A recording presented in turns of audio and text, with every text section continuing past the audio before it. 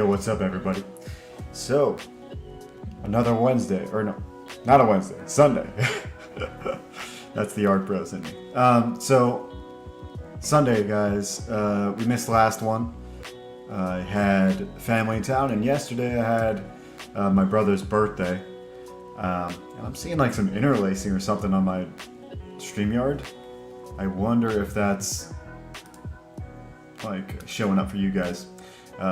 Maybe when some people get in here, they can let me know. But yeah, we're gonna do a little bit of combo. We're gonna do a little bit of drawing. I'm doing physical traditional pencils right now on this other book. So I'll totally check that out and show that off with you guys. But yeah, it's been a crazy week. I saw, between the auctions from EVS's auction the last couple days, it's been pretty crazy to see everyone kind of come together for those. And I got to be on other couple streams too.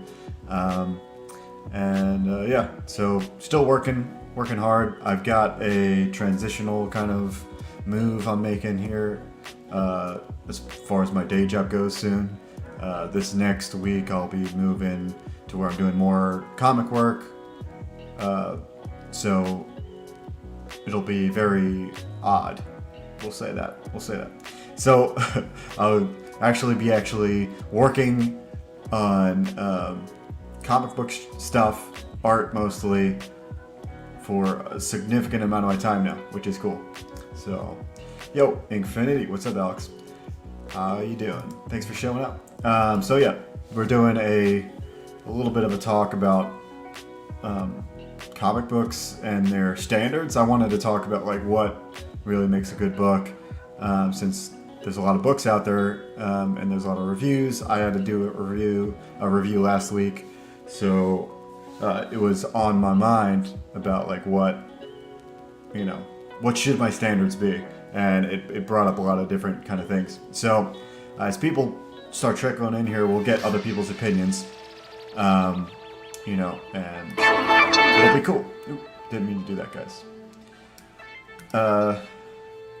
So I might switch my camera over. Let me stay FaceTime with you guys for a little bit before I switch over to do some drawing. We got a couple comments here. Hello, Coleman as well. Thanks for showing up. Infinity. Alex says, my standard for a good comic is very well written characters. If you have that, you pretty much have everything you need, in my opinion. Interesting. I also agree that's a cornerstone for me. There's like two different cornerstones. Jeremy is here. Good old Zayd is showing up. What's up, bro? You got headphones? No mic. Cannot hear you. But yeah, B Rose is here. What's up, B Rose? And like I said, Coleman's here. I don't know. Yeah, come back and check us out. Try again, Zayd. So the Colonel, as Colonel does that, I'll comment on Alex's little comment here. I think that's correct. I think there's probably like what I want to have is like pillars of what makes a great comic. So here's Zayd again. What's up? I'm back. Can you hear me now? I do hear you. All right. Holla. So what are you doing, dude? Yeah, doing good. It's Sunday, and did a little bit of real life stuff and hanging out and not art stuff yesterday. So it's getting back into the grind today. I missed a lot of the art auction yesterday too, which sucked. But yeah, something's over. Yeah, I see that. That's what I was asking. I was asking at the beginning of the stream. Like, you see this like weird interlacing on my face when I move? Yeah, I just thought that was you. Yeah, dude. Part of the spectrum of some sort of. It's you working on the on Star Circuit, Maybe I'm gonna turn off some auto exposure stuff and see if it changes anything. Let's mess around with the focus. sir. Nothing happens then. Anything now? Alright, so... Is it gone? I don't see it now. I don't see it now. Alright, so, Hale, thanks for letting us know Infinity. That I thought that was just my camera on my end, so I'm glad that it's fixing itself. Topa's here. What's up? Tommy, how you doing? What's up, everybody? Good morning, good morning, good morning. How's the music on your end? It's fine. It is a tad loud. I Okay. know Biggs doesn't like streams that have music. He thinks we scapegoat when we do that, and it's like that's exactly what it is when we're by ourselves. That's exactly what. I don't know if it's necessarily that, dude. I really like two different things. It's jive for me. I like it because I can move with it and it gets me going. But you know, when there's dead air on, yeah, it's great. It's good for that, but I think it's just. I mean, I would disagree. I think that's just what we call mood. And I don't know if Mo listens to music. Does he like music? Who knows if he's a human? Good point. He could be a bot. What's up, the most creative bot I've ever seen. Huh? Just saying hi to Chad. Hell yeah, dude. So, yeah, I want to see... Oh, for sure, Infinity Comics. That'd be cool. Yeah, I was going to say, yeah. That'd be really cool for you. I'm sending you something. You sending me something? This is where I wouldn't show it, but this is what I'm working on this morning and how far I've got. Well, I'll look at that as I'm talking about the standards here. Because if I can't show it, then they're not going to know what we're talking about. Yeah. Let's keep it in the loop. So the loop of what makes a good book, I'm going to probably draw on a little bit, but we get some of my thoughts out and kind of coax the chat into giving their opinions. Alex already said character. I'm assuming well-written characters means characters that have arcs, characters that change. That's usually the best type of characters I like to see. Generally, there's two rules. If you're writing like a book that has an end, usually that means the character changes and stays that way. If you're writing for something episodic like TV and that sort of thing, that like an ongoing series, usually they'll make a change to the character, and then by some happenstance, the character changes back. Like this is how they keep shows going. Like if someone dies, they somehow magically come back through some sort of plot device. Same thing with your personality, though. Where'd you send it, by the way? Oh, to your tweets. Okay. So remember that joke I sent with it, the other day? That seems to have messed with my client too. They can't unsee it, so okay. We're trying to adjust it. That's how it goes, dude. You have to unsee what you have seen. Alex says, really good dialogues, funny, realistic, real. In other words, natural characters. The weirdest part. What kind of takes me out of some comics is what you're talking about, where it's just a little too catchphrasy. A little too of that blockbuster. Like, we're reading comics for a reason, so I don't necessarily like the catchphrasy stuff. I want to say this real quick. Obviously, you can't have good characters without good dialogue. Vice versa. Yes, indeed. The characters are the dialogue, if you will. Let me look at what you've sent here. Oh yes, you sent this. It definitely is looking better, clean. Yeah. Looking better. I mean, I'm only looking at the thumbnail. I can't really dive into it right now. Let's just say when you draw for scale to make things large, draw small. It's very minute stuff. You could see where I'm developing and getting there, and then other places I'm still marking things out. So, yeah. First Man, there's a reason why I haven't backed First Man. I like Andy, and I like all the stuff he's done previously. I don't know if he's got the writing chops from what I've heard, but I really dig the guy, and I dig like his genuine love for the craft, and obviously his art and everything over the past years are fantastic. So I do want to read some of it. I just haven't gotten there because there's so many books, but I plan to. He's got the second one out. Maybe I'll get the bundle this time. So we'll keep that, in the loop. Michael T, what's up, dude? He goes, lol, I remember the old Marvel RPG with its karma system. Judges were encouraged to save some of it for their mysterious escape for the bad guys. Yeah, yeah. Yeah, dude. You gotta allow for that, for sure. But good to have you on the chat. I want to hear your opinions on this too. For me, my pillars, or the main pillar that I like to add is a cohesiveness, which is what I call, like, pretty much putting all your plot and hanging that on theme, which is what I call theme the armature. So, I think this is what most like indie creators don't get, because they're so focused on making things not have like holes in their plot or like just world building. They're so focused on like creating this thing in their head and putting it on paper that they miss the, let's just say, the Story. package.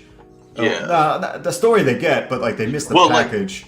That's kind of what I meant, was like the actual like putting it together for someone else to consume. Right, entertaining. Yes. Yeah. Well, that comes with time and experience, I think. But the reason why theme is good for tying it all together is because if you have some sort of a theme is just an idea, and the more times you say no to other things, like let's just say your story's about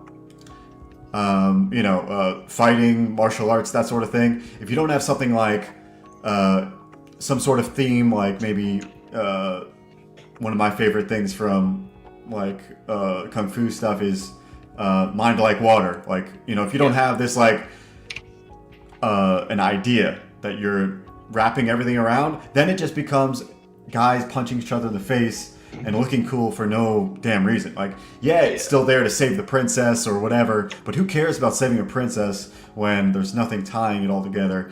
And I think that can also tie into your genuine natural characters, because those just sprout out of good ideas. But yeah, that's my big pillar is theme. So if you don't have that in your book, I will be judging it harshly for it. I judged a little bit. It's one of the marks I knocked on Sovereign Wolf for. Michael T says, art is going to suck me into a comic, especially a good cover. Good writing is what will get me to buy issue 2. Okay. It's a good point. It's a good point, yeah. Don't you think? Probably art is... I mean, art, if you haven't read any of it, art's going to bring you in. If you've already read one of the books, I think art is still needs to be there, right? I have 4 pages in a book that should be shipping any day now. Oh, nice. It's Tales of Zero, but they went at the art a very different approach. Like, because great art's gonna suck me in, and then I've heard the argument about too much detail or too much art is distracting to some from the story. And I'm like, well, this is comic books. It's kind of like that is the medium, right? But there's a trade there. There is a trade, and that's why I bring up Tales of Zero is when I got the version that I saw then to work my 4 pages on, it was very scribbly, rough, free flow, if you would. Right. And I looked at that like impressionism painting. Like, it's just enough information for as soon as you glance at it, you understand it. There's no like deeper part to it, so you can keep flowing with the story. And I read a 48-page comic in maybe 20 minutes because of that. If it had all this other detail and information that I had to actually like absorb to make sense of the lines, then it wouldn't have worked. But again, good writing, good art, that feng shui working well, it plays a part. I like going to like a lot of there's tons of instructional books on storytelling, but I like going to formulas because from there you can branch off whatever and figure out your own way. But without that formula, like what you're talking about is pretty much intensity versus clarity. Like how crazy and cool does it look versus how well can you read the page just for the story point. And that needs to be balanced. Tommy says, great comics have good tempo, good build up for important character moments. Yes, and Infinity says, yes, Tommy, pacing. That's pretty much what pacing is. The definition is good tempo and a good build up, which is tying to character arcs and also your stakes. Like, not only that, here comes back to like the formula thing. like generally, you do like let's just say you never change from this formula of every scene being 3 pages. Generally, if you do every scene at 3 pages, it's gonna be paced well. Like for some reason, that's a magic number. It could be longer, it could be shorter, but designing nuts. Yeah. When you stray from that, though, is when it gets. You have to know what you're doing when you start straying from formulas. Coleman says, "Give me a good story, great art. Most of all, let me escape reality." That brings at that point. I think that whole you getting sucked into the story and getting sucked into reading for a second, and not getting pulled out really just comes through 2 things. For me, it's nothing about the art is jarring and nothing about the dialogue is jarring. If that happens, like there's so many things to mess up in that by saying those 2 things. So like it's not as simple as you might think. But the minute that happens, then you're like, is that like a thing? And then you're looking at your phone. Like all it takes is 1 second of it not meshing well and connecting well, and that's it, and you're out. So I think that's a good point from Coleman. Let's go down the list and see what Mike T says. Consistency in writing and art, especially over story arc, is important. Yes. That's like it's also kind of ties into pacing a little bit too, right? 24 Eyes shows up. What's up? Got the owls. Holla, holla. What's up, 24?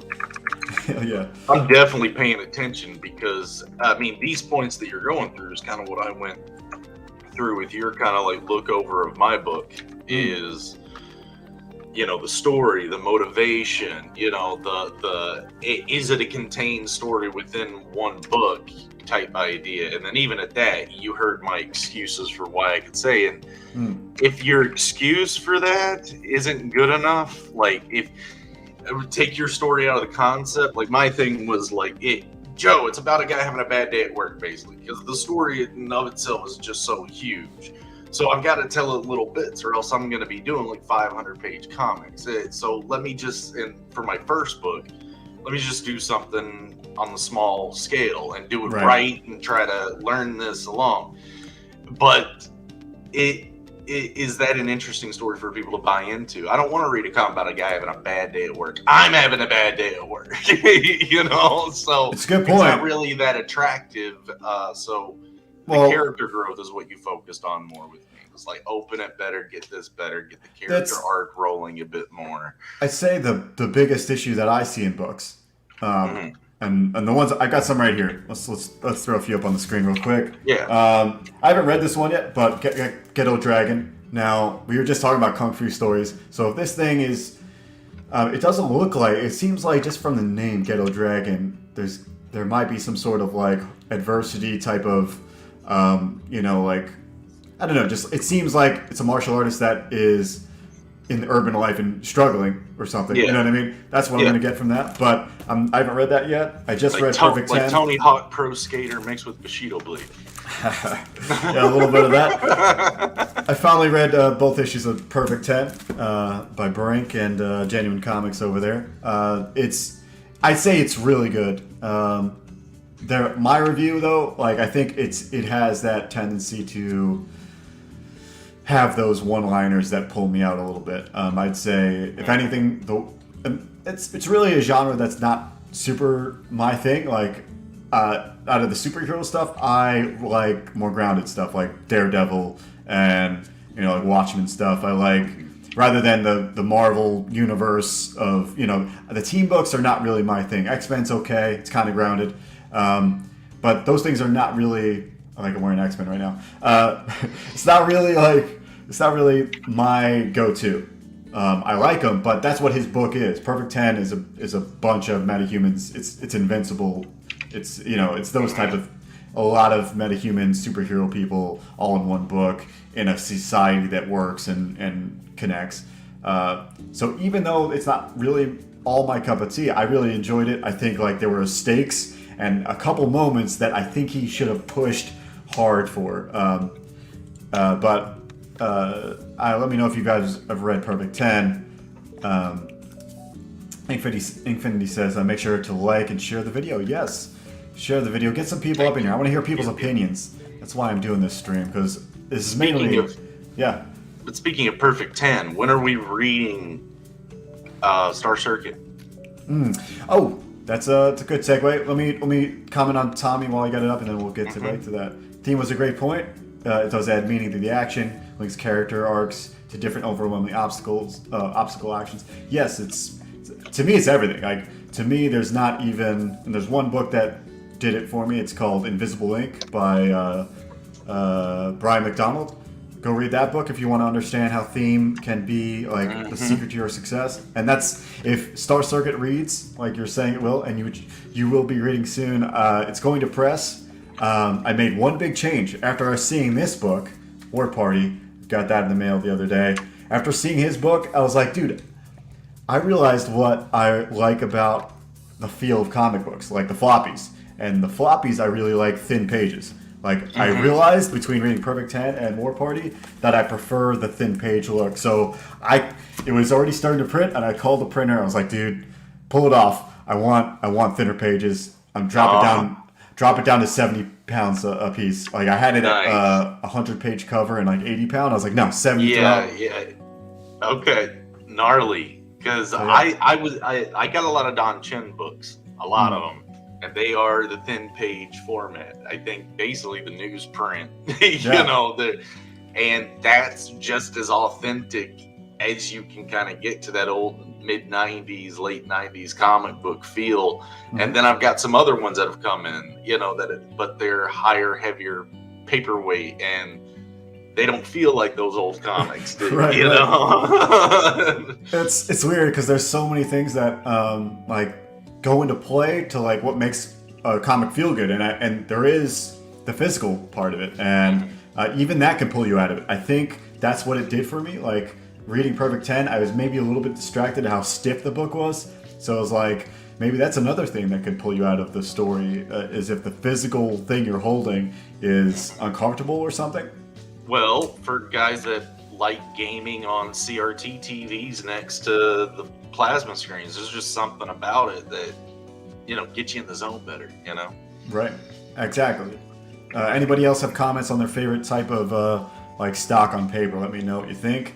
Hi Desert Comics, Michael T says, I've got my Perfect 10 yesterday, haven't had a chance to read it yet. I've heard some great stuff from everyone reading Perfect 10, and that's the reason why I got it, and it didn't let me down. It's like I said, it's not all my cup of tea, but I'm glad I got it because I'm like, this is one genre, like I'll probably get number 3. It's that good where you're like, this is probably, if I'm going to read a bunch of superheroes as a team, this seems like the one I want to read. And so yeah, go check it out for sure. I'm going to talk to Brink because I think I'm going to try to get on his show, which are also on Sundays, in a couple weeks, and talk to him about story and whatnot. Sick. Tommy says, old comics have great tactile pleasure. Yes, for sure. There's something about the newsprint stuff. Now, let me ask you, the thicker paper, heavier paper, will that endure more misuse? Yes, but here's the thing. With floppies, most people put those things right back into plastic. Yeah. Right back into their box. The trades are the different ones. Like the trades go back in your bookshelf, and they're probably going to get more wear and tear. I don't think anybody gets collector scoring on trade backs. I don't think that's a thing. Like I feel like the floppies are the only thing that is like attracting the speculative collector market. Is that what you're talking about? There's more wear and tear on the book? Yeah. Yeah, exactly. Just kind of the way it's used, and so if you got the book and you're sharing it with your kids or anything, are you being like, hey, right. Look, this is how you take care of comic books. I got my proofs here at Star Circuit, and I can show you what I mean. Because this is the cover here's the proof cover for the Last in Design one, and you can see how much it bends. You can bend it. This is, I think, 80 pound. But then go to Star Circuit, the real book. You can bend a good-tempered sword that much too, Joe.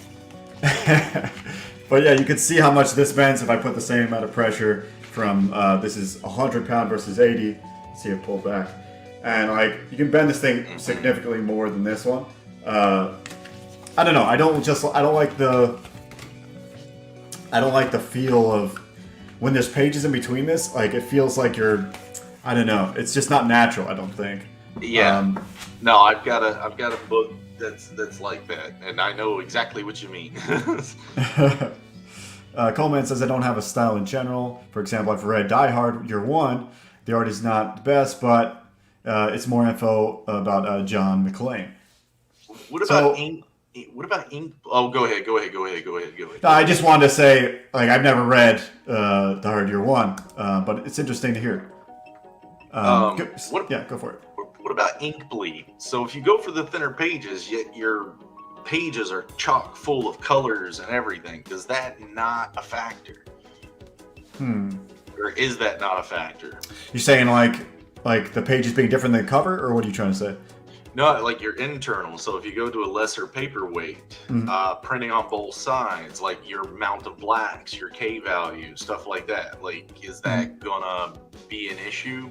I don't think so. I mean, it's all, to me, the if we're just talking about paperweight, I think the paper soaks up similarly if they're all the same printer. I think probably it does vary a little bit, especially if you go from high gloss on the cover to something else on the other pages. Yeah, that can happen. 24 Eyes is suggesting we use the YouTube community tab to let everyone know you're doing other shows. You can drop the link that way, and your audience can find the channels that they're not familiar with. I think I'm using that. I don't know. I'm not exactly sure what that is. I think you've used that a couple times on the surface. I still have not dived into it to use it yet. I got to go look at exactly what that means. It's not. You're not talking about the post. You're talking about putting other people's channels featured on my main page. Is that what you mean, 24 Eyes? Let me know. Wolverine's here. I think the first time Wolverine has been here in a while. Wolverine says, what's up, dude? I'd have to agree if a comic's too stiff, you have to pay too much attention, trying not to bend or crease it to really enjoy reading it. That's exactly the point. Like somehow reading Perfect 10, I realized, or jumping between Perfect 10 and War Party, I realized I prefer the thin better because it just feels more like what you're used to when you're reading something like of that nature. So, oh no, the post. Okay, yeah, I will. I will use the post because I do have the subscribers to do that. I think you gotta have 1,000 pull that off. While we're talking about Star Circuit, let's give you a little quick update on that thing. Real quick, I'll pull up my page with it and we can talk about it. Star Circuit. Tommy's saying, are there YouTube raids yet? It should be. That would be really cool because Twitch is kind of, I don't know, really, I think they're most famous for that, right? That's like one of their key things they do. I don't have enough V-necks for Twitch. You don't have enough, what's the one that's have the clavage? Star Circuit, everybody. Let's pull up the page real quick. So Star Circuit is my book that is, like I said, I had to pull it off the press to make sure I got the page weight I wanted because I didn't realize that until almost the last second. And so again, it delayed it another day. So hopefully, we've already been waiting an extra month and a half. So what's another day? But Star Circuit is a cyberpunk book that I put all my effort into, and it's a 40-page with all the style pages I've added. It's a 40-page floppy. There's also an accompanying poster. There's an accompanying side book called Layouts and Design. There's a variant cover. There's a 3D print. Let's go look at that real quick because those are mailing out to people, and a lot of people are happy with it. That's great. Where is that window I'm looking for? Oh, right here. So there's a lot of different things you can get on this book. Here's the thing. I went back and forth so many times, and I think next time I do a book, I will hire somebody out to do the pre-press work. It takes that much time. I think I will be hiring it out because it took me 60 hours to get it right. So like just think how many pages of comic art is it? Let's just say I do 10 hours a page. That's 6 pages I could have did. I would be that much closer to finishing a book. You know what I mean? And arguably I'd do it faster next time, but still, it takes a long time. I think somebody that does it consistently over and over will do even a better job than I have done this time. And it just makes me nervous. Like something about like not getting it right makes me super nervous, and I'm still nervous right now. As it should. Yeah. I mean, this is your project, your baby, and everyone's put in, so it's got to come out like fire, dude. It's odd because you put so much time into it, you want it perfect as possible, and that's literally, I wouldn't say it's my claim to fame, but it's my claim to getting good enough is being kind of analytical about my stuff and including how it prints. But no worries, guys. Everything else is printed and ready to go besides the book and the prints for the stretch goals and stuff. Be aware there's original art you can buy. Those are my original pencils. We have nearly the whole book. I think only like 7 pages have been picked up. But yeah, go check out the original art. Check out the 3D print right here for $60. It's a gigantic 3D print that you'll enjoy painting. And for the next book, we'll do a contest.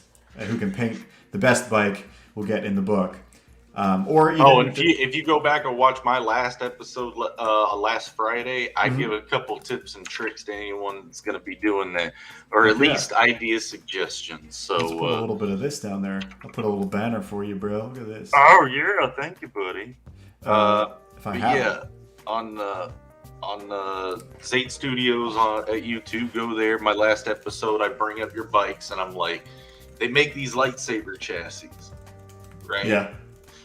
And some of these guys get really nuts with them with spinning motors and light diodes and everything on the inside. So I was thinking, get a Dremel tool and start carving into your tanks and stuff, and look at how like the hollowness of the sculpture and see if it's not space enough to mount little motors and little diodes and stuff. Like just really go. What's that gun? Like tricking out your Gundam model type thing, We're working on. That's one actually. This one area because the guy who's printing them is a friend, and it's one area we're moving fast on. The next one's gonna have packaging. The next one's gonna have probably we're gonna vacuum seal package it. Those little vacuum the little plastic things. But mostly that we're planning on a lot of more intuitive ways to make it cool. And so that's moving forward real quickly. So please go check it out. If you guys haven't backed Star Circuit, we're gonna be reading it so soon. It's probably on the press wheels right now, and they're starting to spit out pages. Congratulations on getting funded and having it that far along, guys. I do like He talked a lot of crap on Sovereign Wolf, so he's got a lot of pay for it, and he'll be fine. Give me a second. I gotta close this door. Oh, no worries. So yeah, speaking of, I have the link in the description, guys. If you have not seen my video review for Sovereign Wolf, that is on YouTube, and it's my latest video. I spent a half an hour reviewing Sovereign Wolf. I've probably spent 25 hours making the video. Another time eater, but it's worth it. I wanted to make the first review something that was pretty detailed and critical enough, Beautiful good or bad, but very critical. That way, my angle. Neriums, what's up? What's going on? I'm glad you make it to the chat. It's cool to see you. So I want to hear if anybody has any. If they've seen my review, if they have any comments on how I reviewed, let me know. But to me, I broke down as detailed as possible. I spent 25 minutes explaining story. Now, I think it's what was weird to me is I was like, okay, yeah, he's got this thing out there. I watched it. I thought it was very thorough, as you always are. But then Pops Van Zandt ended up popping a post up that seemed to be getting a little bit of fire around Twitter, talking about should creators be critiquing books, and I didn't know if you sparked that or if there was another one that sparked it. No, I threw a retweet on that because I do have. Yeah, I saw. Yeah. So you guys can go check out that tweet, but the gist on my comment is that I think creators should be also reviewing. It's just one way that you can improve your own knowledge. It's by you reviewing somebody else, you realize what you're doing wrong. Right. And the whole point of freedom of speech. Like, if you're, it's pretty much, you shouldn't be reviewing your own book. It's the only thing that you shouldn't be reviewing your own book. You shouldn't be reviewing your whatever, your best friend's book. You know what I mean? I probably won't do a big review on your book. I won't do one on yours. Well, I just think that's the only area. Yeah. I don't know what I'm talking about. Yeah. Well, I'm sure you have plenty of things to say though, and I think everyone does. I would say the average fan has no clue how story structure really works. They know when it works and when it's not because it's working or it's not, or they like it. Exactly, right. They're going to experience it. It's just like most people don't know how lighting works, like photons on a figure, and like, you know, how to make bounce lighting work, but they know when it works or not when they're looking at an image. You know, everybody can be a critic, but not everybody can go into the details creators can. And so that was my point. That's where constructive criticism comes from between peers. Like, that criticism is constructive. When it's the audience, that's monetary. That's like, are you effective or not? Do we like your crap or not? That's all subjective in a lot of ways. In a lot of ways, it's very subjective. But peer-to-peer, constructive criticism is how we all get better. That's how it all works. Constructive criticism's key, and for that reason, creator reviews are important. Miriam says the worst is when you have the whole story in your head, it's super cool, and they tell you to pitch it in a few sentences and stuff. To me, I think that's the key point, though, Miriam. If you can't do that, it means you don't have a story. You don't have a story that will sell. You have a story. You might not have a story that will sell easily. Because if you can't break it down, it means that it's too complex. You got too much filler. You have maybe too much. I think breakdown's a different word than like for me. The word breakdown doesn't compute. It's more like distilling it.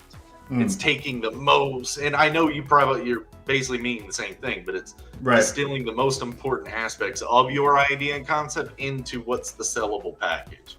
Right. And however that process takes all this stuff to be hyper focused, to be able to lay out the perfect lines, the perfect shots, the perfect imagery, because it you know, in your head you can go anywhere with it. Trust me, I know this. I gotta be in the world. It's hard for me to figure out, like, oh, I can see it in my head, but is that image the best way to do it? Is that the best way to tell everyone else? You know, it might work for you, but you know everything. So I like that approach. But I think the process is the most important. Like, it's cool to get that and distill it down.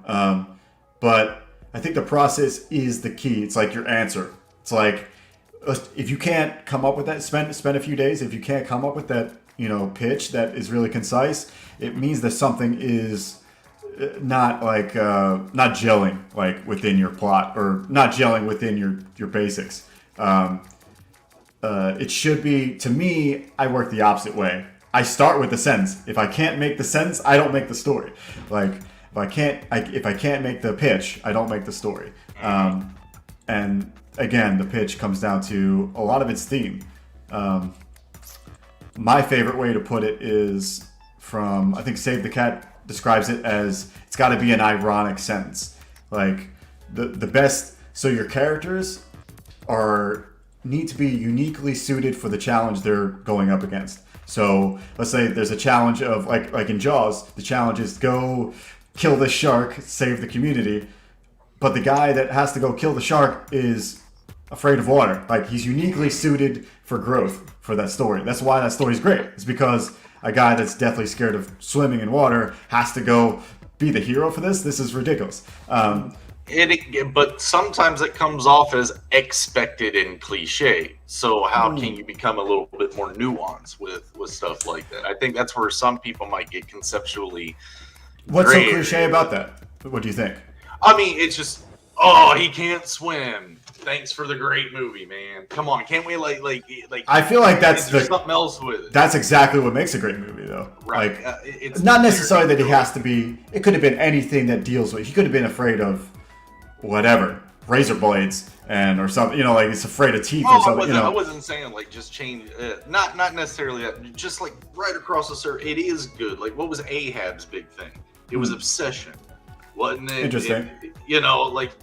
the themes of what it was. So Jaws, that guy embodied the fear that we all had, not just of the water, but of the unknown. And here it is manifesting with razor sharp teeth and everything. So I think it works for Jaws because it's a very well-rounded fear. The thing is, that one, like, this is something I claim and I had a problem with Sovereign Wolf for. Like, comics, just like movies and everything else, it's a visual medium. So if the thing that is a problem, the thing that is challenging the character is not visual, it makes no sense. So like this fear of the unknown doesn't really fly. What flies is the shark, because the shark is the visual thing. So without that visual anchor point, it doesn't work. I think, but my point was like, that's what I was trying to pull out of you, was that kind of direction. Like with that, it was like you will have these ideas in your own concepts and stories. How do you get them to be translatable like that? Is kind of what I was saying. And you can have these abstract ideas, but you have to put it in a way that everyone's going to relate with and be able to understand through sight and reading. Oh yeah, I totally agree. Fear of the unknown is too abstract. No, it definitely is. But yeah, you're right. So Jim says creators are no more qualified or less biased than the average fan. I don't necessarily agree with that, Jim. But I don't think so, Tim. I don't think they're Tim Jim. Less biased than the average fan. I get that. I think the less biased part I get, unless it's their own work, obviously. But I do think creators are slightly more qualified to give a certain type of review, like we were talking about. Like, there's no way a fan can give you like a technical critique. You know what I mean? Without like, some fans know story structure and like how to draw and stuff. Like, cool. There are some people that have that, you know. So, Wolverine says sharks don't fly, Joe. There's some of us that are already nodding, making the whole rope that we're going to hang ourselves on, like I still haven't launched a book yet, and I'm doing some things that make some of you guys maybe a little nervous. You're not quite too sure what I'm doing, but in the end, okay, he's listening to us at least. He's pulling the reins here or there. He's so I'm paying attention, but we don't know what's going to happen, when I launch this. But in 6 months, I mean, dude, in 2 months, we're going to know. When you first start the page, yeah. So Tommy, I want to go back to what he said because I missed this one. Creators are more qualified to offer ways to fix problems, having themselves struggle with those. That's exactly what I'm trying to bring up. But Jim Cox comes back with just like music, there are musicians that can't read music, and also not all creators know technical either. No technical stuff. I would argue, Jim, if they don't know technical stuff and you're a musician that doesn't read music, they're not really commercially viable to continually do it over and over again. They might get lucky on the first one. They might get lucky on the next one. Maybe they just work intuitively like that and they're able to do it once every 5 years. I guarantee there's no way they put out something every year and have it be good without knowing what you're doing. Auto-tune, Joe. That's my point. Auto-tune it, yeah. That's just my opinion. I haven't seen anyone bring. That's the whole point of like knowing story structure. Like, if you're just going by the seat of your pants, like, oh, this seems like a good way to go. We'll have this character goes this way, and it might be the most unique, artsy, like offbeat comic you've ever read. But to do that again is going to be nearly impossible. Like, you either learn something along the way or you try to repeat exactly what you did. I don't know how that works. My point is, I would argue South Park run, in their first season, ran basically the way you're talking about. It's like, we don't know what we're really doing. We're just going to do it. And through, this is what Dwight experienced through making Beckon with me, was I don't really know what I'm doing, but we're going to keep going. And every wall we hit, we'll think the problem out, we'll work around it, we'll design around it. And after you do that a few times, you start to find your own system. And then you start to figure out the bottlenecks of the pipeline and everything. You start to learn to work around. And then all of a sudden, you're working your own system out where you are able to do that once, twice, because there's a core idea that's being held in it. And I think that's where you're getting at, is unless you have a core dense, Mm-hmm. like idea that's driving it, you don't have confidence that people flying off the seat of their pants is going to go too far. I think you're right. There's that intuitive organic route is what we're talking about here. The organicness of let's create for whatever works for us, and you can get somewhere like that. But I think over time, and if you're trying to be able to review something well, to me means that you are in touch with the details. But I think other people have different opinions here. Bionic Ruz here says, I'm never sure what you're doing, Jeremy. Morning, guys. I'm not sure what that ties to, but I don't know either. Like I if it has to do with Joe talking about like the comment 2 months later is when we'll know. It's like, because I'll be like halfway through my book at that point. Like, I think finally rendering it. So I don't know what the confusion is. I think you tend to talk about things that like your secret projects without giving everybody the disclaimer about it. Yeah. I'll remind you to give the disclaimer of this is the secret project. Sorry. Wolverine says, I half agree with Jim. Being a creator doesn't make you any better at a critique. Good critique is a skill set all its own. Interesting. However, creators that also have the skill can bring up their experience to bear. Yes. For sure. It's interesting that you bring up that It's like voting. point. Just because you can doesn't mean you should. Well, it's true. It's just... it's more like... That seems like a little Jim Crow for me, but... That's not what I meant. That's not what I meant. Wow, Joe. Way to throw your buddy into lion's den. That's not what I meant. So, yeah.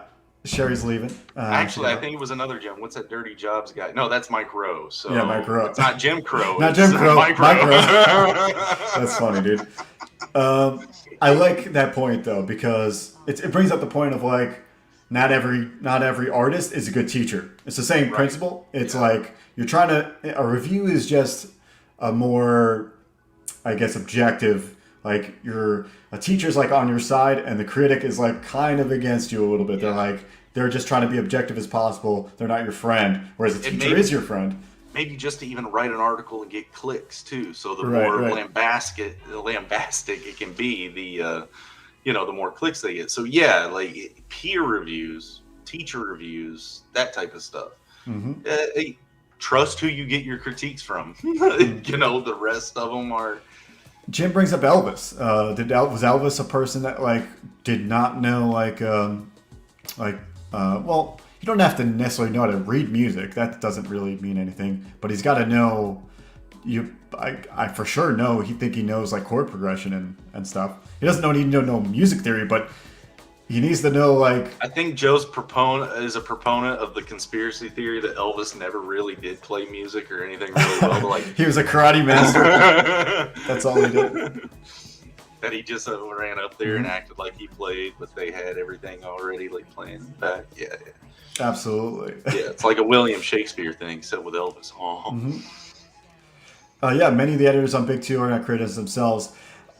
It's a good point, but I wouldn't want maybe a review from an editor either. Personally, it's just like to me, an editor is. To me, an editor is focused on, I think, like, I don't know, like too much like busy work to like make it all. They get books for sure. I would love to have that before my book launches, but before it launch, like after it launches, editor ones, those are going to be interesting thing. On your technical sides. They're going to be, well, this could have been leveraged this way. This could have been done that. It's just to swing it full circle here, Jeremy. Back to no, it's all good. That was a good point. It needs to run around. Yeah, I feel like the full circle thing here is what's the pillars of a good comic. So we talked about theme because I brought that up. We talked about Infinity bringing up characters, good characters, natural dialogue. Those are good. We haven't really... You brought up a little bit of plot. Obviously, plot's good. And plot... To me, plot is all story structure. Like, you almost be super formulaic with plot and get by. If you don't have to, but I think it's a thing you can do and get by. Personally, the more you stick to a formula, and then break away from it is the better approach than like going your route, doing your thing, and then trying to pull at some formula. I think it's a harder thing to do. So when Game of Thrones was the first half, let's just go first half. Game of Thrones. The first half of the whole thing, right, of the whole thing. That made us fall in love with good characters.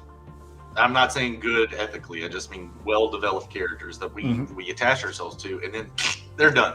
And that was different for a lot of people in the beginning. And then it became expected. It became the meme, the joke. Oh, you're going to George R. Martin someone, because that was the writing technique the whole time, was subjugating who you were going to think. They were going to, like, where's the story going to go? That's where we were all going to. Like, you filled in this story that didn't exist. Right. And then you destroyed every possibility of that happening. And that was probably a lot of its success, was they have a system, but that system is built on subjugating your expectations at every win. It was novel. And I think building things on novelty, I think like the story was successful is because they're good storytellers. Like the characters are great, whatever. To kill them or not, you were so into the characters while they were alive that it worked. And everything just like was well built. Jake says, I don't know. I think if you're in the medium, then you have a grasp on how to work in it. Great example is Quentin Tarantino with a film. Never went to film school, just watched films. Yes, but he likes. I guarantee he knows all the technical stuff, but not from school. You can ask him anything, and I'm sure he can be like, oh yeah, you need to have a character do this by page 10 on his screenplay or something. He's going to have things like that you don't have to follow, but he knows them, that helps, I think. And let's say that he doesn't. Let's say that Joe's talking out his ass right now, but Joe seems to be more mentally capable of learning that himself. So regardless of what we do find of what people are doing or not, our analyzations of it can't be a step in the wrong direction. It's just all about how you approach it with your candor and respect towards others. But give reviews, give all that. I mean, but again, know who you are. Like, don't go I'm not going to go review Cyberfrog. Right. I'm not going to do that. That's not my wheelhouse. Oh, because you're not into the genre, or you're I've not even put out my own book yet. Oh, okay. Or anything. I'm not, so I don't really have a say in it from a creator's. Right. And even as a comic book artist or a comic book enthusiast, I'm very new to that as well. So I'm sitting back and letting everyone else do their stuff as I learn it. Maybe one day I do. Who are the fan reviewers out there right now? Like, do we have any that are go-tos? Leroy. Yeah, Leroy, George. Who's are the big ones that like review on a consistent basis? I'm going to throw in my review and Solver. Pops Van Zandt, I don't know if he reviews as much as he promotes, but he promotes everybody. Oh, yeah, for sure. I think he does a little bit of both, but yeah, I hear you. Wise Guys, yeah, you're right. Wise Guys does it as well. Greg just shows up. Hail to you. What's up, Greg? So yeah, I have a Sovereign Wolf review. Go check out the super technical approach. But that's just me. Like that's how I judge different people, and that's how I judge my own book. Like that's just how I judge stories. But yeah, that's just how it goes. Matt Fowler says, "F off." Well, yes. Well reviewed, yes. And there's a few others too. I'm just not remembering. Critical Blast, there we go.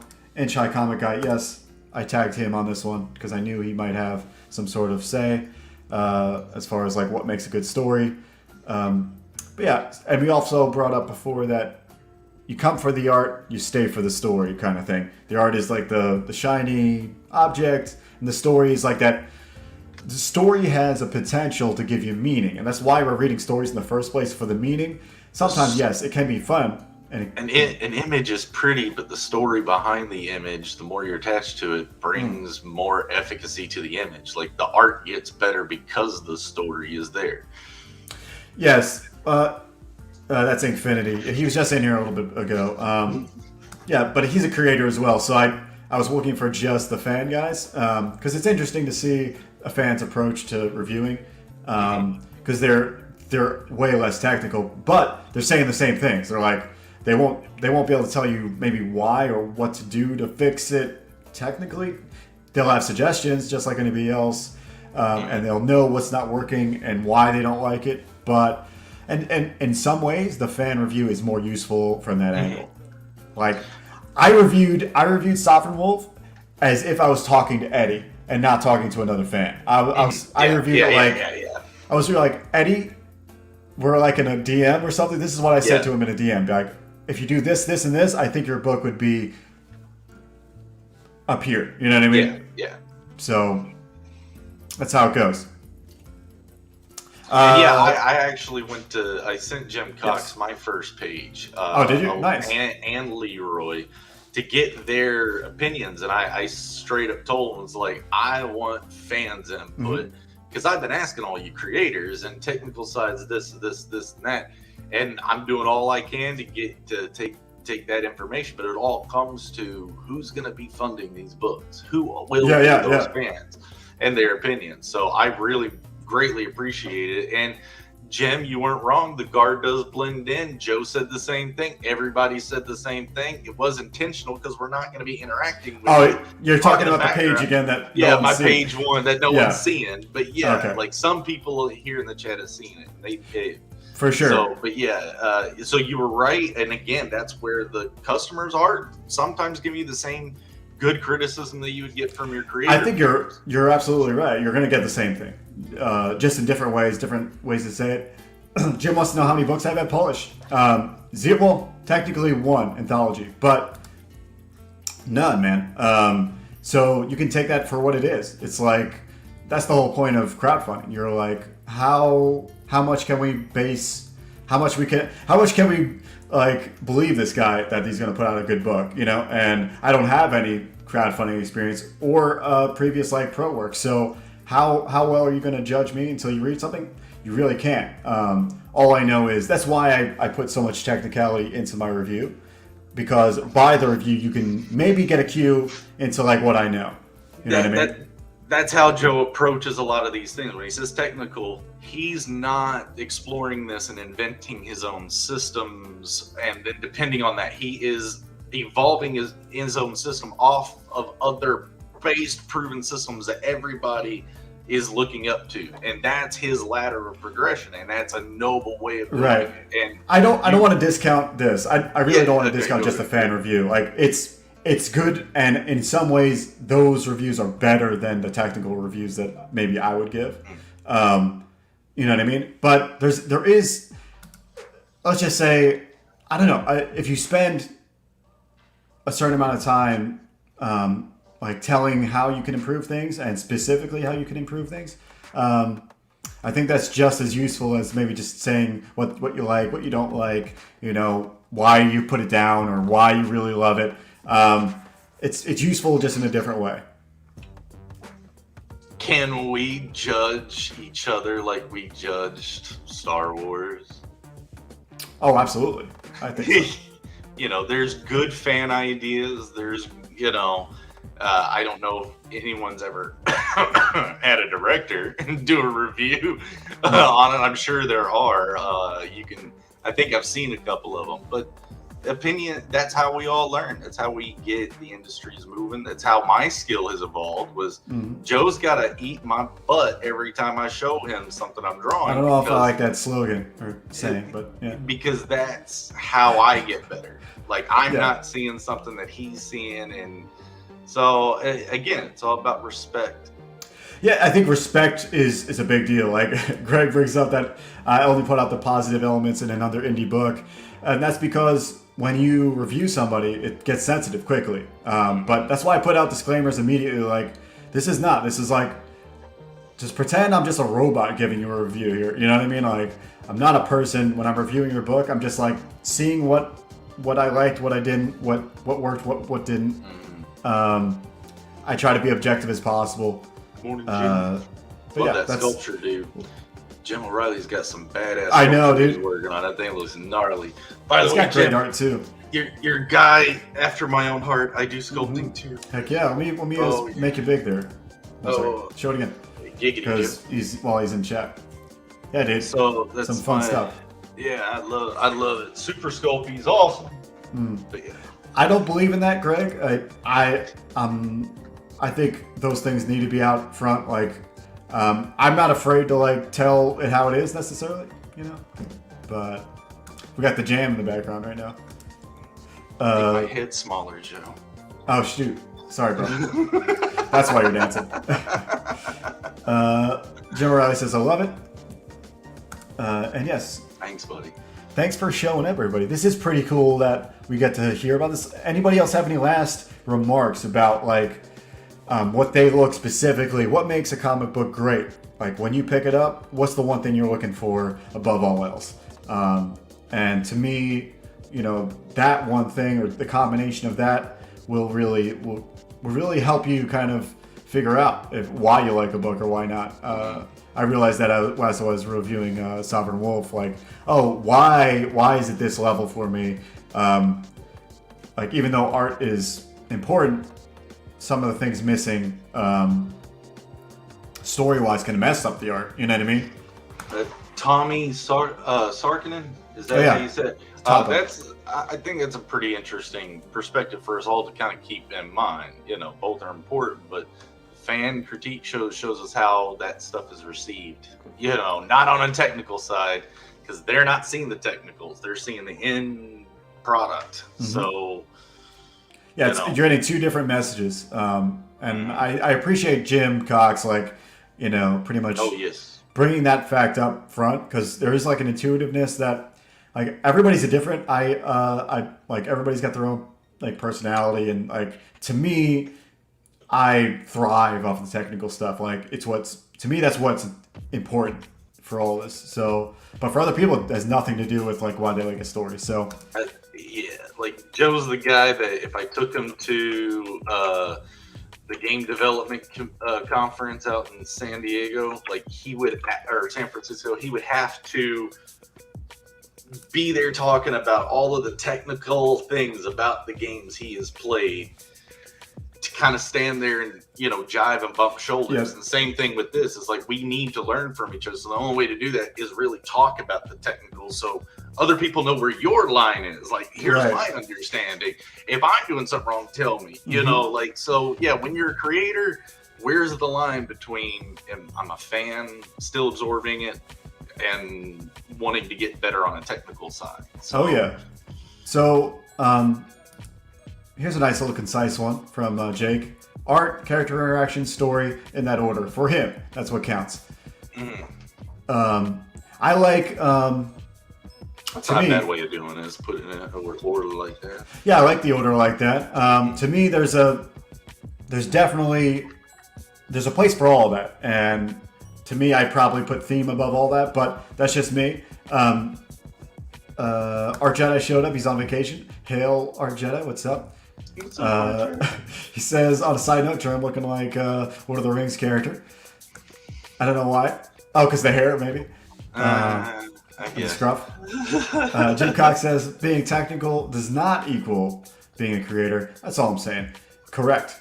Right. However, I would say, I don't know. This is just me butting heads and counting for what it is. I don't ever think a consistently good creator can be not technical. I don't think it's just possible. Because you have a degree in it doesn't mean you know how to do it. True, but I don't. I just read books, bro. Well, I was taking like in construction jobs, or right. other type of work. Like, I just came out of college and I got my degree, but what's your real world experience? I ain't got none because no one will hire me. It's a good point. You know, you bring up foundation and architecture, and that's kind of how I look at story. Most people look at art because it's art. Art is subjective, but to me, comic books are solid. Like, if you don't put the architecture there and you don't know how to build a building, then it's gonna fall. But that's just my point. That's like, this is everybody else's opinion. I'm glad everyone else has their even metaphorically, you'll be building on water, something that's not solid. Right. You know. So. Right.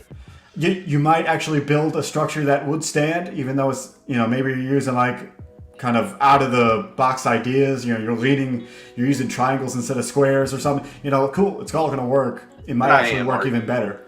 and I am arguing Jim's point a lot because I deal a lot through tattoo. You deal with people who like it or don't like it. They don't care how it got on the body. They don't care what's going on or what technique you use. They don't want to know what needles you use. Or they just want to know that when they go home, they get bragged with their friends and they're cool with it. Absolutely. That's so. Yeah, right. and Jim gave me the time to do that with my own stuff. So yeah, I'm going to argue the point because he's right. For sure. But there are the other side, the other world, and that's that world of creators. We want to help each other. It comes down to, like as far as reviews go, there's a place for everybody. That's why everybody needs to review. The more reviews, the better. And I think I do these, the way I thought about it was like these indie books that I want to review. I want these people to do it better. I want our industry to improve, and I want to add whatever I have, whatever like little like inklings of what I think would make things better. I want to bring that into like the fold. So that's it. That's all I wanted to do. I want to help Eddie. I want to help everyone become the next level of artist, however that may be. Maybe he throws out everything I say and doesn't think that's the correct, but that's just how it goes. Greg says, I wanted to say Greg first. There's a lot to being a creator. If you're truly working to produce the best product, you can. Indeed. It's a lot of belief. This episode is coming to you by one guy who has a book that will be coming to you guys. Heck yeah. Being Joe, and me who's coming up behind him, who's kind of following what he's doing. And if he makes out good, I've read his book. I know what's going on there. I may not have read it since may have put it through the last bit of editing phase, but I've read other books that have come through fulfilled. And the discussions about story and stuff, Joe, as shown, is very meticulous about all that structure. So I think you guys are going to be extremely surprised with that. And so it makes this episode maybe not mean so much now, but after you read the book, come back and rewatch and this maybe, episode.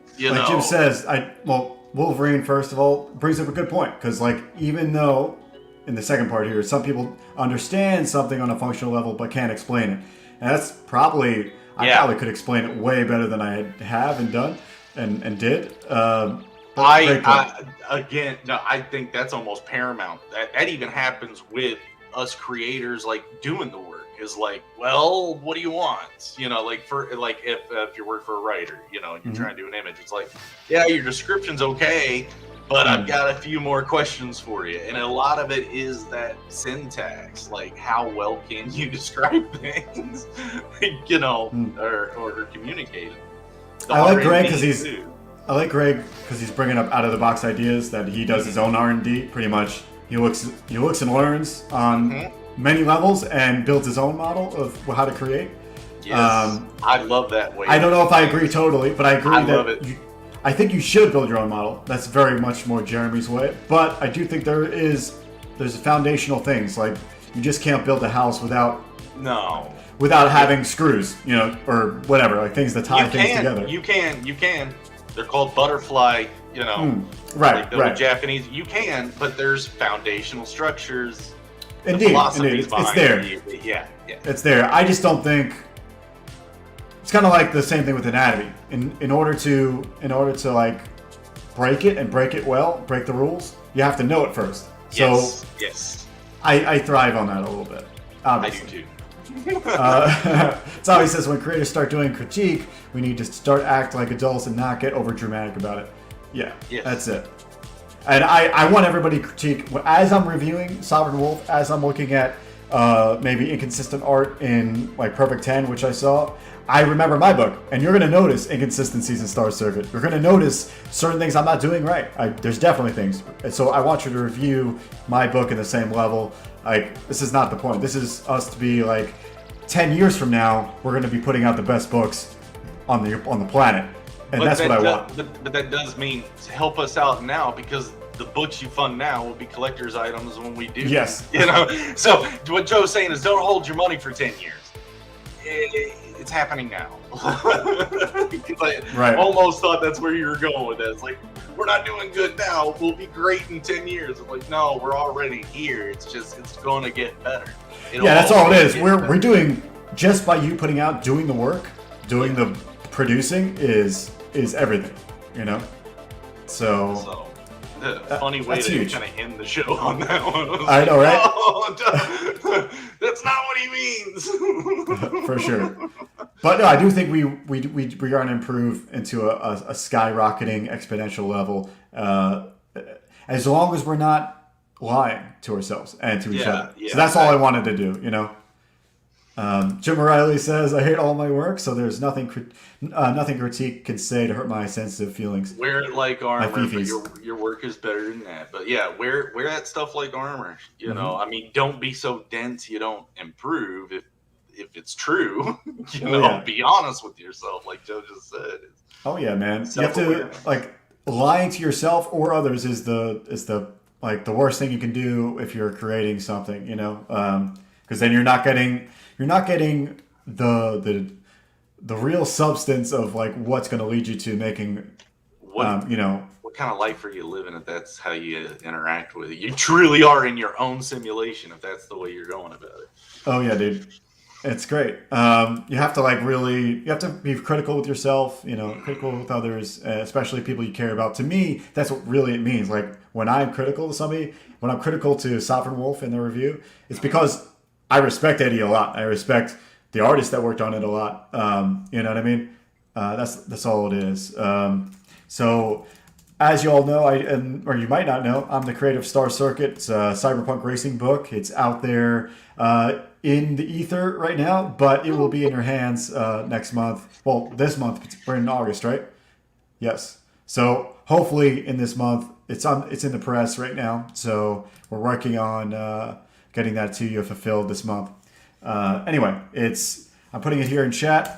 Go check it out if you have not before. We are past 18K. We got 340 backers. It's worth your time. We brought up Kemosabe before, but I didn't highlight it. Kemosabe does insane, really good reviews. I base my reviews on how well Kemosabe does reviews, and that's what I think he's a great reviewer. And you know, he's just somebody good to look to. Before we go, we get through the last few comments here. And Edwards here. Skip Edwards is here. Yeah, what's up, Skip? How you doing? Dyslexic today. I saw him sneak in. Yeah, good to see him. Greg also says it's not our jobs to raise other creators, but those who wish to grow as creators will network with other creators, learn what they need to do. Indeed, I'm just a little bit more. What would you say? I don't know, like self-righteous about it. Yeah, you're less competitive about it. I see it like that because if it grows, if my competitors grow, I have to get better than them.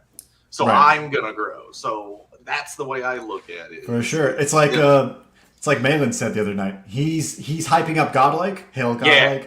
He's hyping Godlike so much because that's gonna force everybody's expectations to go back on him. He's got to create awesomeness now. I said it on Friday. I told you this I just saw I didn't even know who Malin was when I saw him being coach running around going, you artists better step this crap up. If you're gonna be on next to my pages, you better be bringing it. He's basically talking to smack, and I'm like, how bold can you be to just do that? Then I find out who he is. But I said it back then, and I mean it right now. I'm coming for your pages, Malin. That's how it works. That's how it works. But I'm glad he's putting it out there. Yeah, I have to get better to do that. So yeah, it's motivation. Let's go. We all love Coach for that reason. Coach is like the fire inside us all. I'll say the same thing to the rest of you artists, even you, Joe. Y'all better beat me to it. Actually, believe me, dude. I think you have. I think I've always I judge myself by just am I putting out the work. Is my most recent piece my best work? And that's all I look at. Right. And same thing with story. So, hail everybody for showing up. Have a good time with it. Learn everything. But, always have a good humor about yourself. Don't take yourself too seriously because then you'll just turn out boring. So just... Yeah, that's an odd thing. I didn't want that to come off like that. And when Jim was in here, I didn't want that to feel like, I'm trying to be humble about it, but at the same time, put out my view on it. So it's hard to say technical things without people, saying, "Oh, who is this guy?" What gives him the right to say it that way? Neff is here. What's up, Neff? I respect as well. I respect all you. I don't, actually, I respect fans more because they're here without any kind of like. Some creators have this kind of dual Anytime you motive. tap into this, they'll jump in, and Right. that's a part of life I've not gotten used to yet. Is that anytime I want to just plug in, I'm like, hey, "What's up, guys?" Dude, I Awesome. love our community. I love all you guys being here. I hung out with the great folks on Red Valkyrie the other night. It was just Nice. awesome. Jim Cox says, just knocking pegs one at a time. Yep, hell yeah, man. We've got plenty of respect for all you fans and otherwise creators. Keep your. I'm looking for because 24 Eyes. Maybe you can help me out with this, but oops. I'm trying to get my my mixtape mastered for Star Circuit, and I've lost my master. So What? I need a new master. Anybody who knows how to Oh. master tracks, let me know. That sucks. Mm-hmm. I didn't hear about that. No, it sucks, but you know, sometimes people just drop off. But maybe 24 Eyes can help me out with getting a hold of that guy because he knows him. But hail everybody! It's a great Saturday or Sunday, dude. I'm so bad with days these days because I'm so like So bad with days. so bad with the days. I think I've gotten the day of the week wrong like a couple times a week, every week for a while now. It's my brain. It's going bad. Go out there, back these great books. I got a War Party. I got a Perfect 10. I even got a Ghetto Dragon here. Go check it out. I'll see you guys next week. Thanks for joining me, Germ. No worries, buddy. Always, always. Go follow Jeremy on both YouTube, Zayd Studios on his YouTube channel. Also, Studio Zayd on Twitter, right? I get that right? Yeah. Thank you. Anywhere Joe. else Thank you, I'm Joe. not thinking about? I mean, I'm a ham on the gram, so. He's a ham on the You gram. know. And I'm You know. Catapano Art. Everywhere you can spell Catapano Art, I'm there. Yeah, I'll see you guys on Wednesday. We'll be doing another Art Bros with me and Germ. And yeah, go out there and review some books. Let us know what you think. Read some Peace out. books. Read Yep. some books. Read See some ya. books.